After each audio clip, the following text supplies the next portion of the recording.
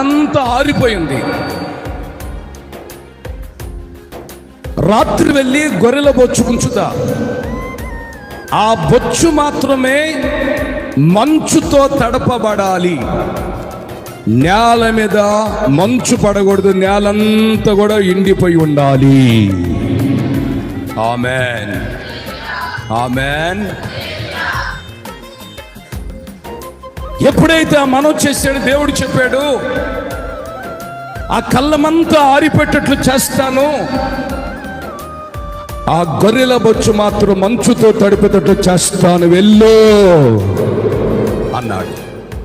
ఉదయాన్నే వెళ్ళాడండి. వెళ్తే గిద్దోను చెప్పినట్లుగానే ఆ కళ్ళమంతా ఎండిపోయి ఉంది, గొర్రెల బొచ్చు మాత్రం మంచుతో తడపబడి ఉంది. ఇదొక అద్భుతం అండి. ఇంకొక మాట మళ్ళా ప్రభుత్వం చెప్తున్నాడు, యేసయ్యా మళ్ళీ ఈసారి గొర్రెల బొచ్చు ఉంచుతాను, గొర్రెల బొచ్చు పొడిగా ఉండాలి, నేలంతా మంచుతో తడపబడాలి అన్నాడు. ఆమె వెళ్ళిపో చూడుపో అన్నాడు.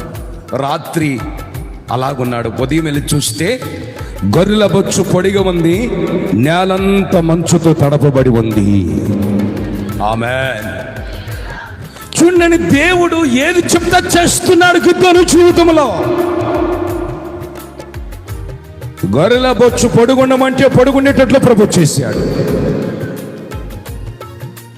గొర్రెల బొచ్చు మంచుతో తడమంటే మంచుతో తడిపేటట్లు ప్రభు చేశాడు.